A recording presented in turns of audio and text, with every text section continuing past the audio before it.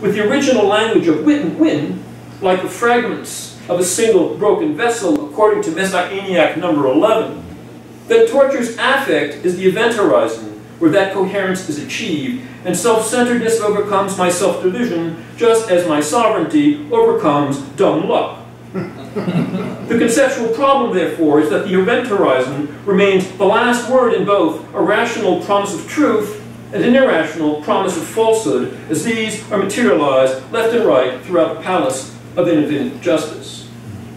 Lying on my back, I use the darkness and silence of the box to relax, despite the tape. Gradually, with the realization that the combinatorial logic of Lu'uz is informed by the algorithm of a worst-case scenario that coincides with the flow of my perceptual assemblages, and that my degree of power is unstable, I begin to meditate on the mythic will to cosmic delirium as the revolutionary solution to a witten Lu'uz mutation that is torture-free. In an enantiodromian vision of the 7 architectural configurations outside the box, I see with overwhelming clarity that the chakras and balakwas, planetary alpha beta grammaton, Sun, Moon, Jupiter, Saturn, Mercury, Mars, Venus, are double entry sites for the mutual sublimation of the 7 fundamentals: wisdom, wealth, dominion, fruitfulness, faith, hope, charity, and their academic twins: pride, gluttony, sloth, greed, envy, wrath, and lust. As the mysteries of Lu'uz come to light, under the influence of my mythic will to cosmic delirium, I feel my degree of power stabilize and elevate. I determine then and there that I will use my head to break through the cardboard. My first thought is to sit up in one powerful motion and direct the full force of my forehead against the top of the box, in a ritually correct enactment of the similar force with which Lu'uz infinitely dispels the box of the false logic that asserts winning means winning. But the attempt fails, as do others, although I succeed in bending the box out of shape, giving myself more room in which to turn over onto my stomach and maneuver my lower body.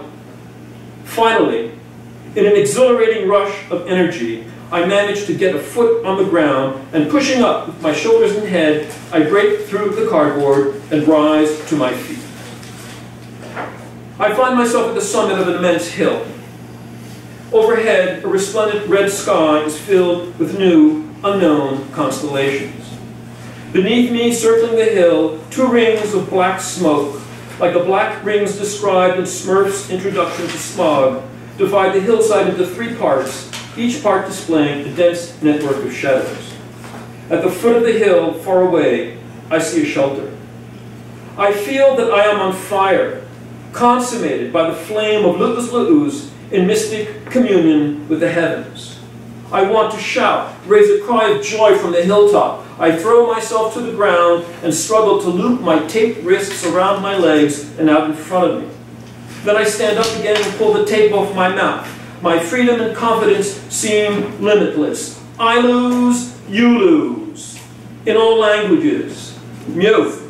Lu'uz serves the post-global good of mutually assured destruction. Lu'uz serves the lasting peace at the end of terror's rainbow, coffin and cradle of my civilization. Mute in all languages. I lose, you lose. I cut the tape around my wrists with my teeth, then work quickly to free my legs.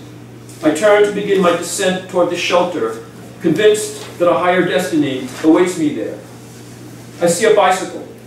The bottoms of its wheels are lodged in a circular pool of ice. Over the handlebars, a small flag marked Holy Davidson waves in the wind. My sense of anticipation is extreme. Nothing can stop me. I set out now from a box upon a hill. Nice.